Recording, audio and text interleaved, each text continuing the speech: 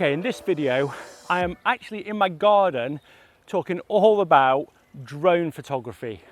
And I've got an amazing new drone to talk about, which is the DJI Mini 3 Pro. And actually, it's recording me now. I've got it on track mode and it is super quiet. You can probably just about hear it, but it's so amazing, so light. I'm going to be going around the fields around where I am here, showing you some photos, showing you some tips, and I've also got my friend Rick to go a little bit further afield because I've got a bad back and can't get far, and get some of the photos.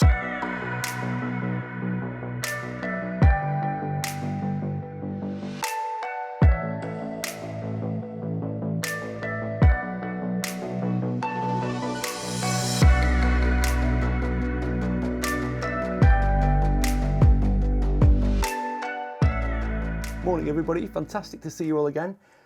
What do you think about this? Can you believe it? I took this from my house. So if I fly in my drone near my house, yeah, I live in a pretty amazing rural area, but I'm going to explain some of the things and some of the techniques I use to take this photo with this little ditty Mini 3 Pro from DJI.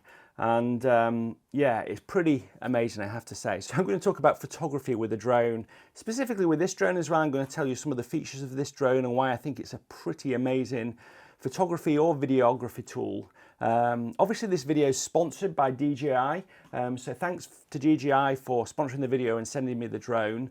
I obviously am going to be quite favourable about the drone, but I can honestly put my hand on my heart and say I am blown away by this drone. It is incredible and it will definitely be going with me on my trips. When I can finally walk, that's the drone that I'm going to take with me because it's so light and so good quality. Okay, let's get into the points. Before I do that, I will say that I had a lot of help on this video from my good friend Rick. He spent a lot of time playing with the drone when I was in hospital because I got the drone just before I went into hospital to have my operation. And you know, he transferred that knowledge to me as well and gave me his thoughts. So a lot of those thoughts that I'm telling you are based on his thoughts as well. He's also shared a lot of the footage and photos that he took with the drone, which I'm going to be going through as well. So thanks, Rick, really appreciate it. And it's made me be able to make this video. Okay, on to the first point, and that is get as much data as you can when you're flying your drone, taking photos, taking HDR images, putting it on the highest megapixels it can do, shooting Panos, which is another point I'll get to later on.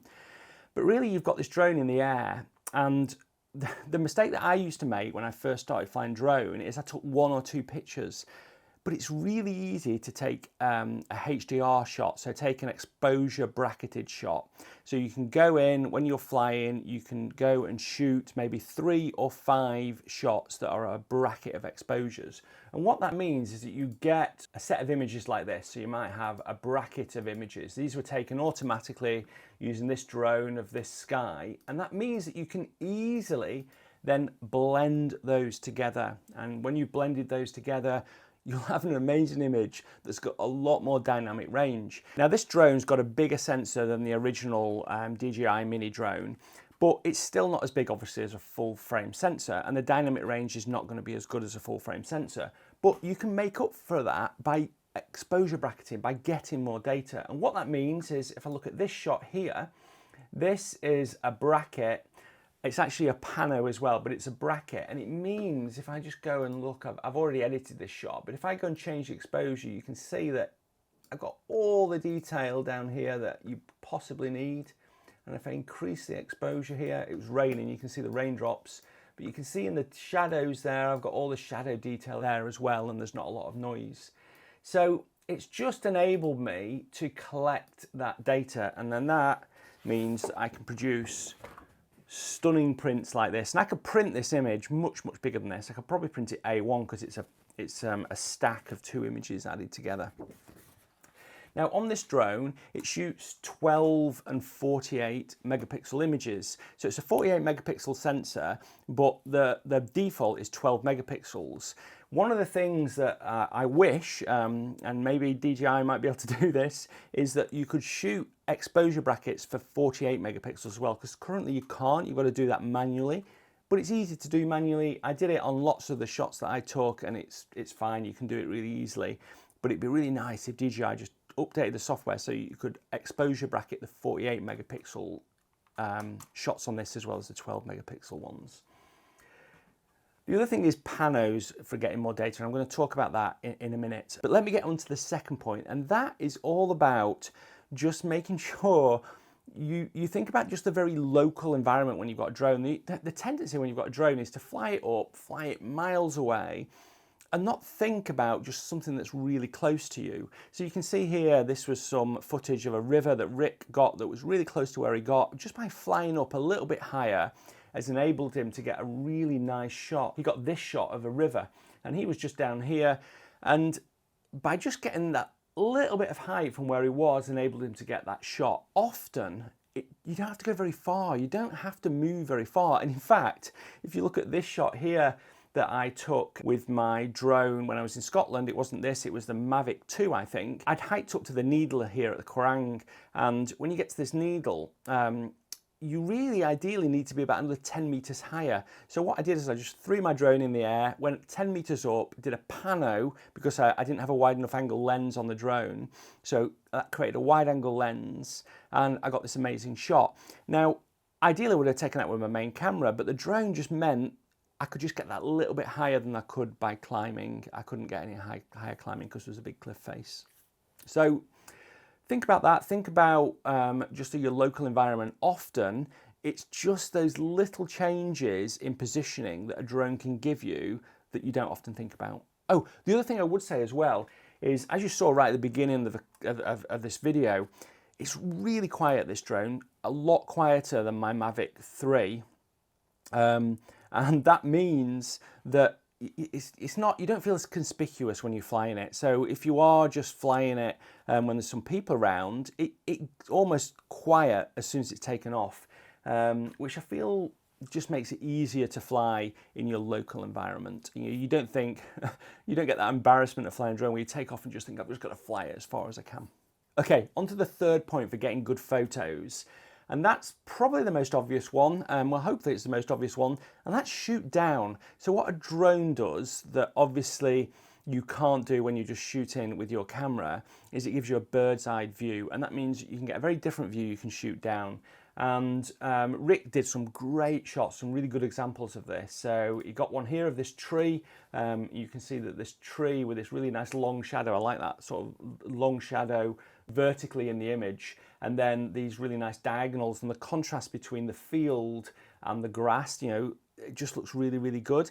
If I could be critical, Rick won't mind if I'm a little bit critical, and I'm sure he'll agree, it'd be nice if these lines on the field were just really straight and we didn't have the curves around there. Although, having said that, there's a repeating pattern there.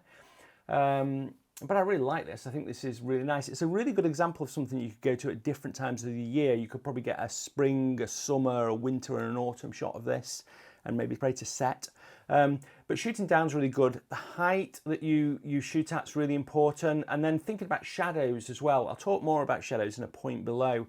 But shadows are really important. We've got these 3 sets of lambs here and their mums, and their shadows are being created, which are really fantastic. And again, another tree that Rick shot with this long shadow. One of the things that Rick mentioned was just think about the time of day you go out, because actually it gets to the point when the sun goes really low and the light gets really good that the shadows almost get too long, because you want to be able to get that end of that shadow, because it's nice to be able to see the whole thing. Again, in this field, it would have been nice if there was more uniformity in the field, but I think that simplicity of shooting down is really, really powerful in drone photography.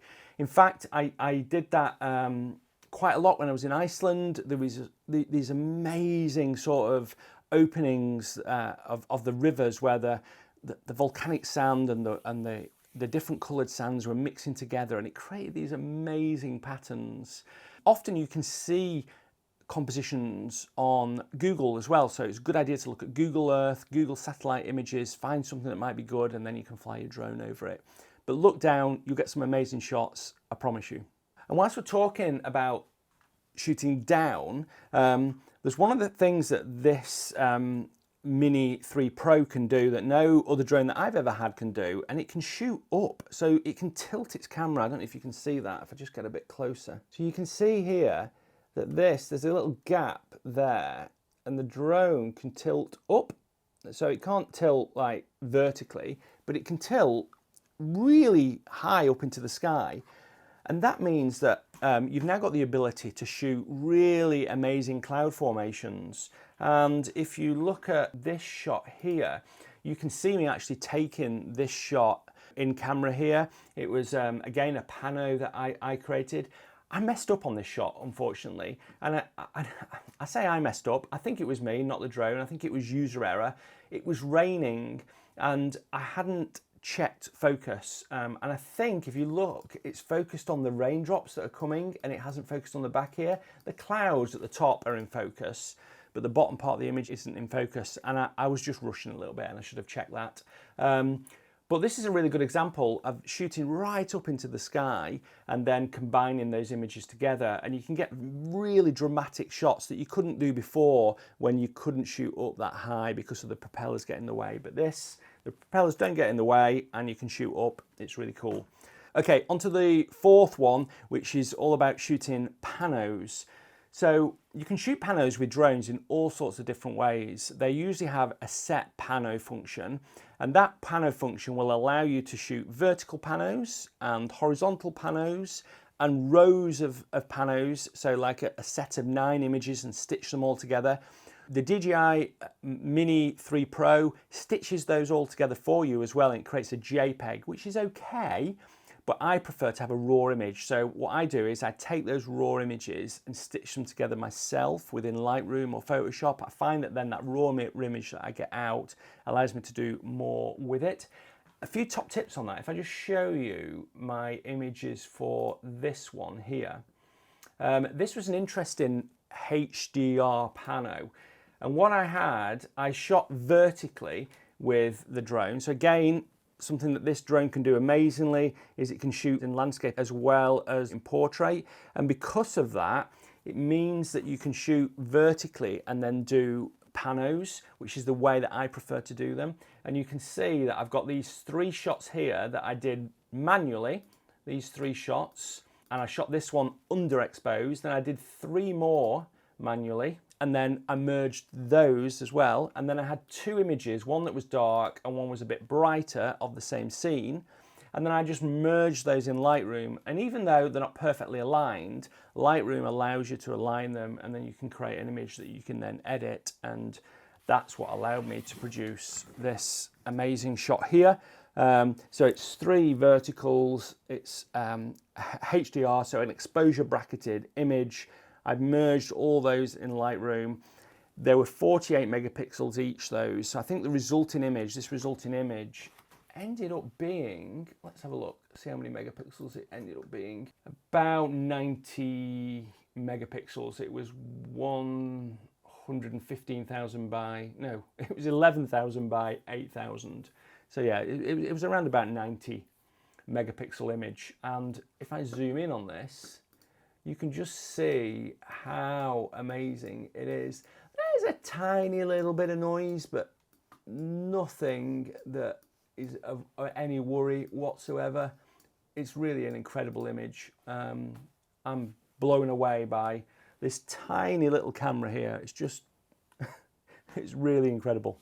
So the other thing I would say with panos is always think about shooting a pano when you're shooting with a drone, because quite often you don't think so much, you can't change the lens, you can't change your focal length. So I find that shooting a pano just allows me to shoot a little bit wider. So it's my way of shooting at a wider focal length, shooting a pano. And then also it means that you can crop afterwards. So if you're in a little bit of a rush, you're running out of battery, you can shoot a pano and then crop afterwards. Here's a couple of panos that I've taken with other drones. So this one was taken in the Faroe Islands when I was shooting this amazing sunrise. I wanted myself, so it's good for selfies. And I got this vertical, it's 2-strip horizontal pano, but with 2 strips. I think it was 12 images this. And then this other one was just a good example of just going a little bit higher so I could get the road in. This was again in the Faroe Islands, and then that was a vertical pano. So it was, I think it was 3 shots vertically. It would have been great with this one if it had had this drone, because it would have meant I could have got a little bit more sky in it. But yeah, good idea to shoot panos. I do it all the time, pretty much every time I go out. Also, my good friend in Iceland, Jeroen, who's an amazing drone photographer, he's done loads of drone photography of the volcano. I know he shoots panos all the time because it's just a great way of stitching images together and creating something really spectacular. Okay, on to the final point, and the final point is more of a compositional point, and that's more about thinking about diagonals and how you can use those in your images. So you can see this image here is a really good example of, I've got 2 really strong diagonals which sort of lead you into the image and then takes you through with the other diagonals of these trees through the image, and this amazing light on this sort of flat area where I live. But there's lots of examples of diagonals. So if I go back to a shot that Rick took, so he shot, he was up in the mist, which looked fantastic. And he got this shot here, which is just a beautiful shot using the portrait mode of the Mini 3 Pro, which is again a fantastic tool, especially if you're posting on Instagram. I'm sure that's why they did it. But this is a really good example of using a diagonal in a portrait shot. You've got that really strong diagonal leading you through to this tree. It's a really, really good method for taking your shots. I like using diagonals in shadows as well, so this is a good example here. And then Rick's done a few really good examples. This was a really good example of using diagonals in his shadows, because shadows are often cast and they're often very strong elements in a composition. I like to use them diagonally in a composition. So think about that, think about your shadows and think about diagonals. I did a video all about diagonals that I'll link here. I think they're a really, really powerful tool in composition, and you can do it really well with a drone because you can just move left or right really easily because you're not constrained by anything to be able to make that hedge or that road into a diagonal. I finished with this shot I took again in Iceland, and this was a good example of this river running through this amazing volcanic desert here, and just by going across the river and getting a diagonal on it meant that I had a much stronger composition. Okay, so thanks DJI for sponsoring this video. This Mini Pro is spectacular. There's a link in the description if you're interested in one of these. I actually got from DJI the kit that included this RC controller. I'm sort of mixed opinion about the RC controller. I think it's amazing. The screen's really bright. As a tool, it's just fantastic. It's just great not having to connect your phone and everything. But with this being so small, I just wish that it was just a little bit smaller. But I love it, and I would definitely recommend getting it. I mean, even with both of these, you know, you're talking around about 500 grams, I think. So it's not a huge amount of weight to put in your backpack. And it means that you've just got that extra tool to be able to take photos when you're out. So thanks DJI for sponsoring the video. I hope that you found that interesting. Just before you go, I've got something really excited as I was filming this video arrived, and it is my book Seascapes, which I've just had a quick look through. I had to stop recording the video, and it just looks so spectacular. So anybody that's pre-ordered it, they'll be getting their copy of it now. It'll be going out. I've got to sign them. I can't sit down for a long time, so it might take me a while to sign them all, but they're going to be going out to everyone that's pre-ordered it. And I have got some of the copies of it left. So if you are interested in a signed copy of it, it'll be signed and numbered, then there's a link in the description. And yeah, wow, it's amazing. This is the 3rd in my trilogy of books, and yeah, really pleased with it. Thanks ever so much for watching. Until next Sunday, bye.